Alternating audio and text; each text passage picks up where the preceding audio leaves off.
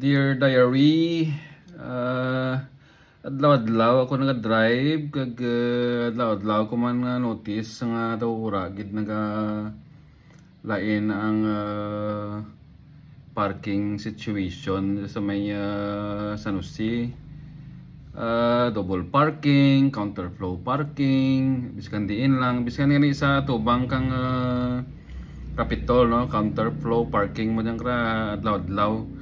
Mga nira nga gin ura rin ka dyan nag-post ang Facebook page kang Antique Province kang picture kang tubang kang provincial capitol mismo kay makitaan gid dyan ng mga sarakyan kang mga politiko nga naga counterflow parking.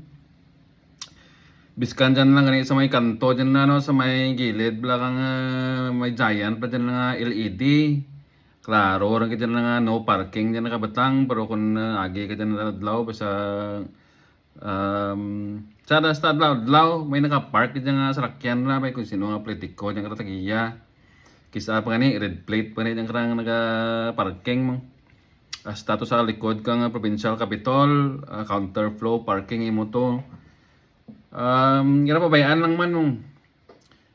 Akin lang man, kahit as you know, Dear Diary, 10 years ako nga driving instructor, rules of the road gid pirmi ang ginatudlo ko, pati sa proper parking.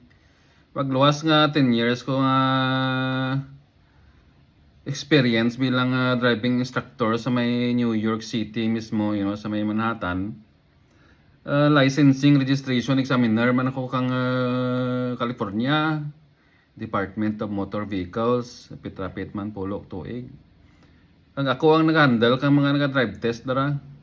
Kung mag-apply ka kang driver's license mo to sa California, kag kinahanglan mo kang mag-drive test, antes ka makabagal kang lisensya, ako kra nagatugro kang ako ang nagakandak ang drive test, ako nag-decide whether or not you pass or fail. Ito sa rapit-rapit sa ka pulo ka tuig nga rules of the road gid permi amura na almost 20 years nga rules of the road permi nga tackle ko. Amura nga kada drive ko diyan, ma-notice ko gid ang mga traffic violations nga makita ko. Amura una mamugno ko kiti amura nga akin nga career ko ra mo. Siyempre amura ang permi ko nga ma-notice.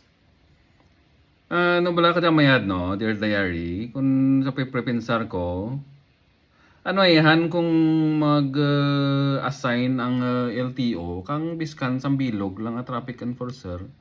Tuguran tabi ka bisikleta no.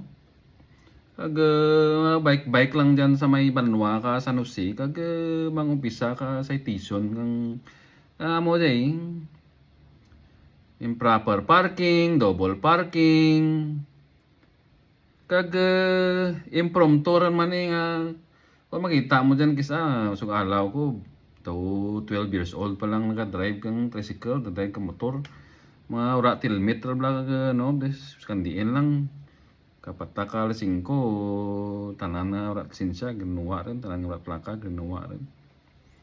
Tamo lang man na no, akan Dear Diary nga binagbinag ano ayahan. Iti parang nakana nadakan sa US mo nga ang pulis na narigto kapang lagas ka mga traffic violators. Mga parking violation na tasig na sanda ka mag-ticket. Makita nanda ka nga motor ka nga helmet tasig na pulis ka mag-pullover nimo ka tikitan ka. Speeding ka, lagsen ka man tikitan ka. Expired registration mo, pullover ka man, tikitan ka. Mabula ka ti kisama kung ano ayahan kung may mo man na system rin sa biskan sa San Jose lang mabula rubing traffic enforcer bla nga hambal ka to kang istorya ko sang ka traffic enforcer.